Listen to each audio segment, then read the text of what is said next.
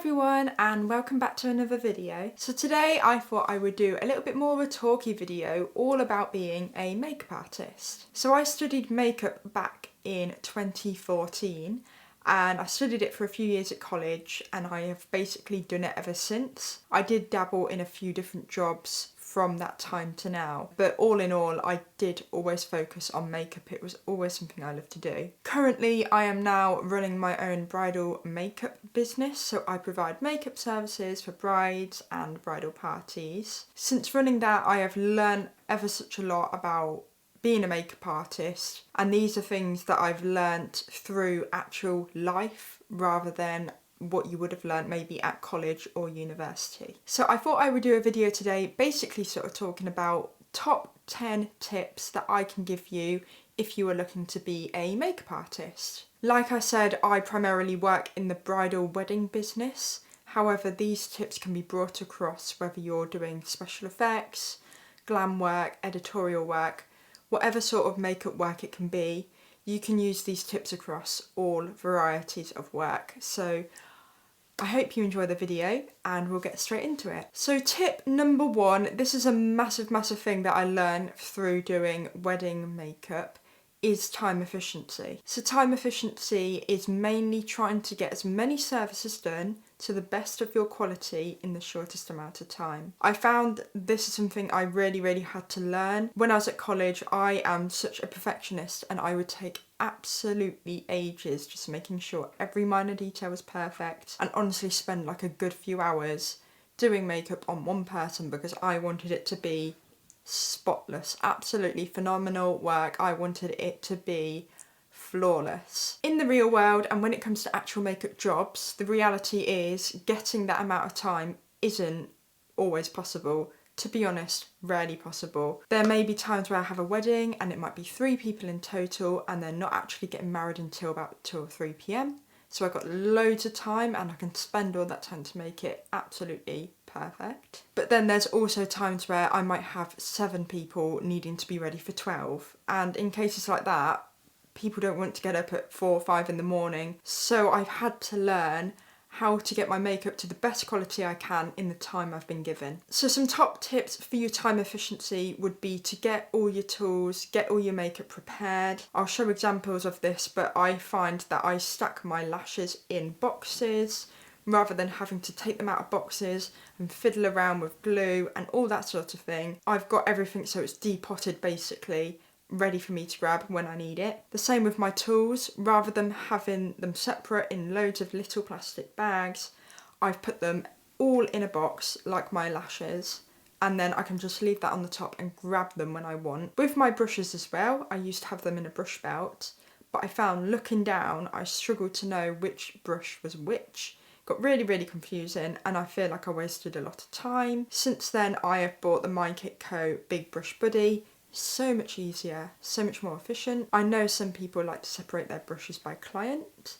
I prefer to separate them by function, as sometimes I might need a brush that I didn't expect to need on a client. So I tend to separate my brushes by function. When it comes to your clients, there may be times that you can actually prep. If you need to sometimes move to a different room and I've got one person to do, say, the bride and the bridal suite last, I will have all the products that I am using specifically for the bride in one section of my kit, so when I get into that room it's all ready to go. I've got it all there. I don't have to faff around trying to find where the makeup needed for her is. Another thing is to communicate before. So sometimes, and I really appreciate when my brides do this, if people are going for a more out there look, they will send me it and be like, this is what my bridesmaid wants. Like it might be a graphic liner or like a big full wing, something really like cut crease, dramatic. If someone wants something a bit like that, it's nice to know beforehand so you can prep sort of how much time that's going to take. So communication is key. Get in touch with your bride and ask, what are you looking for? You might have done a trial with them already, but maybe ask, what are your bridesmaids looking for? What is it the looks that everyone's wanting, so you can prep for that. If you're doing makeup for a company, get in touch with the director. What's the brief? What do you want? Prep everything so that you have as much time and you don't have to prep on the day. You need as much time as possible. Get everything laid out, find a space, take that space, get all your makeup kit set out, use the time to prep before the day, have it all prepped on the day, and you can use that precious time for actually applying the makeup. So another tip that can kind of go under time efficiency would be to condense your kit down. So for example, I depotted a load of blushes and a couple of highlighters in a palette. Normally, before then, I would have had a blusher palette here, a blusher palette there, highlighter palette here as well. And not only is it going to be less time efficient because you're searching around for one product then another rather than having them in one place, it's also very weighty. You are going to be carrying a lot around, and the last thing you want is to pull your back out, especially when you're going to be bent over trying to do your eyeliner. You need as little weight in your kit as possible. Trust me, the amount of venues that do not have lifts is shocking. The amount of times I've had to go upstairs because there's no lift is absolutely shocking. So condense your kit down and your back will thank you. So main thing, like I said before, depotting your products, absolute lifesaver.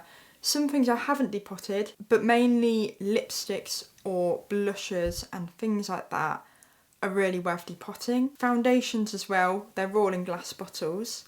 I always depot my foundations if they're in glass bottles. It's way too heavy to carry around. You do not need a full 30ml bottle of foundation for a day's work of makeup. So I use little plastic 15ml, so I can still fit half the foundation in, which is more than enough. But the plastic bottle is going to be so much lighter, and you can fit a lot more in your kit, so you can actually fit more foundations in and have more variety by doing that. Some foundations at my Charlotte Tilbury are in plastic packaging. For those, I don't bother depotting them. If something is in plastic, I tend to leave it as it is. But your main goal here would be to be getting your kit as lightweight as possible. You can still talk to your clients if they want to know what's in your kit, or even create a video or blog post to put on your site to say, this is what I used, watch me depot it down, so the clients still know what you are using. Also, using labels to show what you're using is a great option. But to condense down your kit is going to be a lot better for you physically and a lot easier for when you actually are doing the client's makeup. While we're on the topic of kit, building your kit out is a huge step. When I first started doing makeup freelance, it was so overwhelming with trying to build a kit out. You haven't really got any money. You need a kit to get money so you can actually do the makeup on clients and get paid for it. It's a really confusing step when it comes to starting off. A lot of people say this, and trust me, I'm going to say it as well. I know it can be annoying when you're watching, but time is best. You're not going to get all high-end products like that. It's not going to be immediate. You're going to have to spend time. You're going to have to learn about what you actually want in your kit. There's a lot that goes into it, and time is your best friend. When it comes to this step, things that did help me most was watching reviews from other makeup artists or makeup professionals and hearing what they had to say about the product. I watched so many reviews on different products when I first started out because I wanted to learn about what other people were using. I wanted to know why they were using it. Should I be using it? Was it suitable for the clientele I was going after? Would I get use out of it? Because the last thing you want is to buy a product, not use it, and products go off and you would have to bin it. It's a massive waste of money. So when you start out, watch reviews, read reviews, learn as much as you can about every product you can. Just because something is massively hyped does not mean it is a good product. There's a lot of really hyped makeup that I personally don't like and I do not hold in my kit. Everyone is different. Read reviews, watch reviews, see what you think you'd like, and buy products that will go after the clients that you were looking for. So when I say buying products that go after the clients you were looking for myself personally, as I am a bridal makeup artist, I am not going to buy a litre of fake blood. That's like a quite obvious one. But what I'm saying is, just because something is hyped or a lot of people use it, is it actually going to be relevant to your work? So there's things that may be hyped that I've seen on TikTok or Instagram and people have been talking about, and it looks really cool. But actually, when am I going to use that on a client? Is it something that I can actually see myself using? Do I have anything similar in my kit that I use already? Would it be an upgrade, or am I just buying it because people like it? Look at your own personal makeup kit. This really helped me. Look at what you use. What do you really enjoy? What do you find works really, really well on yourself? Speak to friends, speak to family. What do you like using? What have you used and repurchased over and over again? Trying products is the best way to know whether you like them or not. Does this work for me? Why does it work for me? Would it actually be relevant in my kit as well? There's a lot of thinking that goes on at this point, but trust me, if you do that time to think and you really, really research over, write everything down that you like the look of, research into it, give it time, think about it. If you still think, yes, this is right, after a week or two, go out and get it, but just give yourself that time to think. When I was starting out, I was lucky enough to work on a makeup counter in a big beauty store. So I had a lot of sample pots to try out products and see whether they'd actually work well for me and my kit. If you don't work on a makeup counter but you like the idea of that, stores do actually offer samples. I've had it a lot of times when I've gone into a store and I said, can I try a sample? And they've put their nose up at me and been like, no. That's false. I worked in a beauty store and they offer samples. So go in, just say, look, I'm a makeup artist. I'm looking to build up my kit. I'm really interested in your product. Any chance you can give me a little sample for me to test out? Because I really would like the idea of buying a collection of this product for my kit. Be honest with people. Places do offer samples. Take advantage of that and get as many as you can. And then the last tip I have for kit, and I cannot stress this enough because I made this mistake when I first started out, is I bought loads of stuff for the sake of I have to buy it. And it might be stuff, the worst place for this is TK Maxx because it's cheap. It's a cheaper place for products. And I was like, oh, they've got Anastasia Beverly Hills in there and they've got this in there and that in there. I thought that's a good price, I'm going to buy it. And I bought all this makeup and I was like, I don't like it. You know what I mean? I just didn't like it. It wasn't going to work for my kit. I bought it because it was a good price. And you waste so much more money by buying makeup that isn't actually relevant. Don't go wild. Restrain yourself if you can from TK Maxx. Don't get me wrong. There might be bits that you see online that you think, I wanted that. You know, go for it. But restrain yourself to a level because you are going to get stuff in there that isn't relevant but it's cheap and you're going to buy it. Save your money, buy what is right and buy less. So you do actually use up what you're buying. So don't buy loads of nothing, buy some of important stuff. So getting onto the businessy side of things, one of the best elements you can use as a makeup artist is social media. Obviously TikTok is a huge one now, massive, so take advantage of that. But again, a lot of people use Instagram and then create a page on Facebook to showcase their work. If you are looking to create a page on Facebook and Instagram, these are two sites under one company, so owned by Meta. One of the best things that I've used in terms of organising my Facebook and Instagram is Meta Business Suite. So on here you can have a look at your planner, you can organise your posts, it helps with consistency. They can both be uploaded at the same time, so Facebook and Instagram upload the exact same picture or video at the exact same time. It's better for organising your time. You can book a scheduled post, so you can think, oh, I've got 2 weeks worth of posts, get on Business Suite, get them all sorted for 2 weeks, get them all scheduled, and then you don't have to think about that until 2 weeks is gone. It's a lot more precious for your time. It's definitely worth using, and it's great for checking your analytics, so you can see when your followers are most active. You can sort of work your post around, oh, everyone's active at 6 p.m, I'm going to post then as I'm going to get the best engagement. You can really look at your analytics. You can see how reels have done, you can see how your photo posts have done, what seems to be engaging more people, what doesn't do as well. It's a really great tool, it's completely free, it's worth doing. There's a lot to it, so it can take a little bit of learning, but for the basics of what you get on there and what you have, it's a really, really great tool and I highly recommend using it. As much as I love both Facebook and Instagram, let's be real, the amount of time that Instagram has been down recently is so frustrating and it just ruins my business basically. If you only relied on Instagram for your portfolio, for your work, it's dangerous. It is a dangerous way to go. So due to this, I have my own website. A website shows your work. You have a lot more control over it. So you can sort out what pages go on there, what content you're going to upload on there, how it's going to be laid out, what colour scheme you want. You can add a form.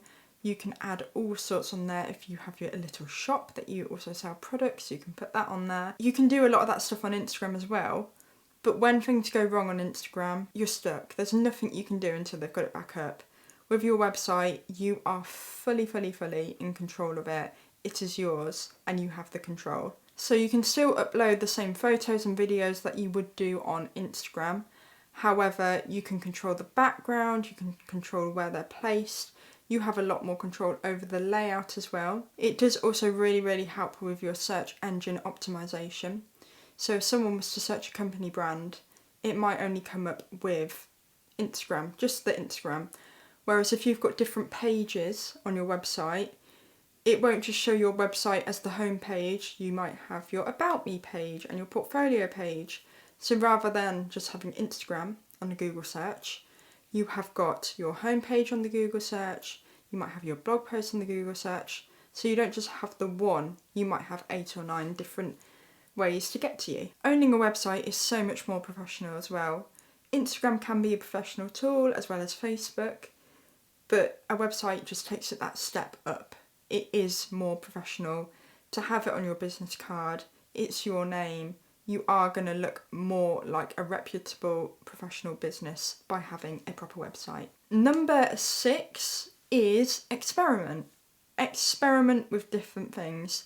You are the boss of your business. You are in control of what you're doing. Experiment with different things, basically. When it comes to your website or your social medias, there's so many different techniques for marketing now. If things don't go quite right, it doesn't matter, you just don't do them again. Experiment with different marketing techniques, see what works for you. Do people prefer the reels? Do they prefer the posts? Find out what sort of marketing brings your customers and clients in and go with that. Experiment with it. And then experiment with your products as well. If you've managed to get a little sample of something, experiment with it. How does it work?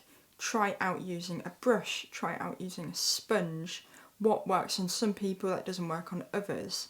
Get your friends and family to come and sit down, do their makeup, see different skin types, different ages, different skin tones, experiment with as many people as you can.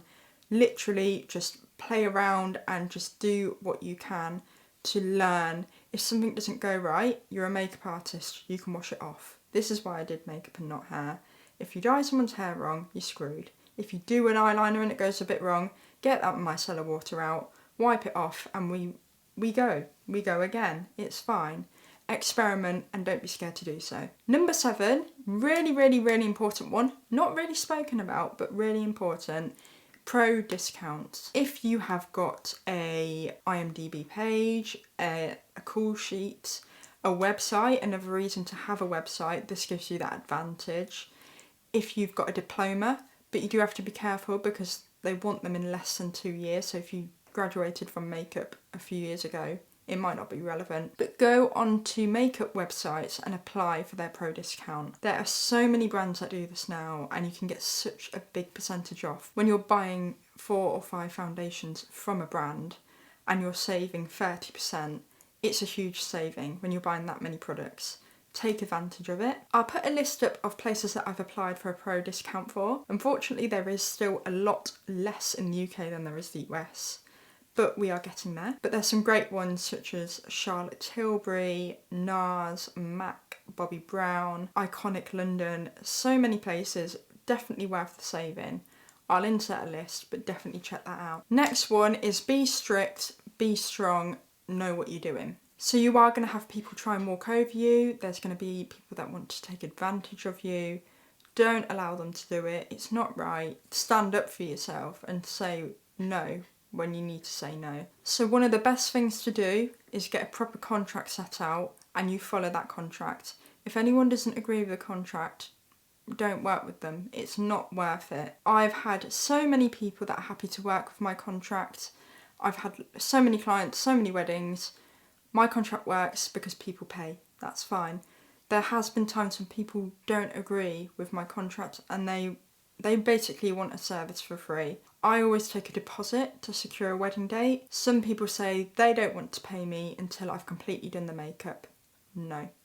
You've got to say no to that. You've got to know when someone is taking advantage and taking it too far, because people will take your services and not pay you for it.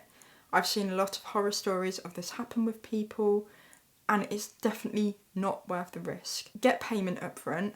I will not turn it to a wedding day unless everything has been paid at least a month before. That's just the way I work. You might have it differently in your contract, but get your contract written down and follow it. Not only is it like this with clients, but I've also had it with other suppliers when they can actually also mess you around. So if you are working with other suppliers as well, get a contract sorted with them. It's so important to watch your own back. You don't want to be out of money. You're working so hard at your business. It is your pride and joy. You need to make sure that you look after yourself and make sure that you're not going to let people walk all over you. Another thing to be wary of is that your price is your price. If you don't want to change it, you don't change it. There is times when, say if it's like a flower girl and she's only very young, I won't charge for that. She'll have a little bit of lip gloss on and a bit of blusher, but I'm not going to charge for that because she wants to be part of the day and that's important, and I want her to feel part of the day. That's my choice, that's what I do. I've had it many times when people have said they've got a teenage bridesmaid, really like natural, she's only a teen, she doesn't want any makeup, she's not like that. And I've been gullible and I said, okay, I'll do it for half the price, that's okay. And then I get there on the day and then they've said to me, oh, she wants the full glam. She wants to go for it. People do take advantage of that, and it is the teenagers that love the glam. They want the full, they know what they like. They like their lashes, they like it, and there's nothing wrong with that. But people will take advantage of age groups to try and get a price cheaper. So from my mistake, please be wary of that. I've learnt my lesson now, but it's definitely something to take into account. Don't let someone get you to charge less because someone is a teenager, because the reality is they want full glam, so don't charge less. Slowly getting to the end of the list, we are on number 9, and this is all about your expenses, so keeping track of your expenses. So like I was saying before, make sure that you know what prices you're charging people, keep track of your invoices, know when a deposit's been paid, know when the remaining balance is due, keep track of what you've got going. I use FreshBooks for this. I find it works really well. It lets me have my invoices. It keeps track of when people owe me money. It shows me sort of my data of how much I'm going to earn each month. It shows me what's coming in, what's going out. I love FreshBooks. I tried QuickBooks, didn't get along with it to be honest, but FreshBooks works a lot better for me. And I do recommend that if you are a small business. It's just worked. I've used it for almost a year now and it's worked really well, so I do recommend that. Something that I noticed from my FreshBooks actually was my outgoings. So when you're starting off and you're buying bits of makeup, you might think, oh, I'm going to nip into Boots and grab a few bits from here. And then you think, oh, I'll just nip on John Lewis online, order a few bits. Oh, look fantastic, I've got a sale on. A few bits. Oh, it's only £20 there. And it's only like £30 there, that's fine. But when you look at all of your outgoings, it all adds up and it can cost a lot more than you actually think it is, because rather than buying a little bit like a £20 there and a £30 there and a £15 there, when it all adds up and you see the number as a whole, you think, oh my god, I have spent so much money on this makeup, I need to stop. So that's when the FreshBooks is good again, because it tells you the final number of what you've actually spent on your card. It can be quite shocking, but you need that shock to make sure you don't overspend, because you don't want less money in the business than what's actually coming in. It also keeps control over what you're spending where and why you're spending it, so you can organise your expenses into categories. So you've got your supplies for your kit, anything legal, so if you've got your insurance, if you're doing a bit of training, you can put that into different categories. But it keeps track of what you're spending in what sort of category. So this is when I thought, I've spent a lot of money on my kit now, because my supplies was really high compared to everything else. So that's definitely something to do, is to keep track of what you're spending and where, and FreshBooks is very good for that. Also, just want to point out, this is not sponsored by FreshBooks. I wish it was. I just really enjoy it. It just works. It's HMRC approved as well. So If you're in the UK, it's great for you. And that just leaves us onto our last tip, number 10, and this is to look after yourself. So you were doing so much mentally and physically. You were lugging around a big kit. You might have a ring light, you might have your brush bag, you've got all sorts going on, lugging that around, and then you're hovering over people like this for hours on end. Your back's going to be sore, your shoulder's going to be sore. You get up at 6 to do the makeup and you won't eat till 3 p.m. You're shaking by the end of it. It's straining. It is an absolute strain being a makeup artist, and you've got to look after yourself. Take time off, know when to stop, go to a spa, relax your back, relax your shoulders, do a bit of yoga and Pilates. Make sure you look after yourself, because if you don't, you won't be able to work. Not just physically, but mentally as well. You're saying no to people that are trying to take advantage. There's so many emails coming through all the time. You need to know when to stop. You might have I'll wake up and start working at 8 and I'll do a bit, have a bit of lunch, finish by 4, half 4. Know when to turn off. I struggled with this. People come home from work and they might email you at 10 at night being like, oh, we did the trial, I want to make this change, can you let me know about this and that? And all the time I'll be like, oh, someone's emailed me, I've got to go and do this now. And it'd be like 10:30, 11 p.m. I'm just sat in bed, making a new timetable for a bride. You've got to know when actually isn't the right time to send an email out, when you actually need to stop for yourself. So have a cut-off time. After 7 p.m, unless it's say the day before a wedding or day before a big shoot and someone needs a last minute information, absolutely fine. But know when to stop, know when to turn off, give yourself time off. If you are going away for a little weekend away, put a notice up on your Instagram or on your email, like an auto reminder sort of thing, if people send an email to you just saying you're away. But make sure that you actually focus on yourself mentally as well. Know when to start, know when to stop. It's important. It's so important. And something that I also need to do, which I am trying to sort out, have a separate work phone to a personal phone. Because even though you might turn off and say, I'm not doing anything after this time, if you have notifications coming through, you're going to be tempted. You are. It's normal. You're going to want to read them. You're going to want to respond. So if you can, have a little separate phone, that may be your work phone, and then have your own personal phone.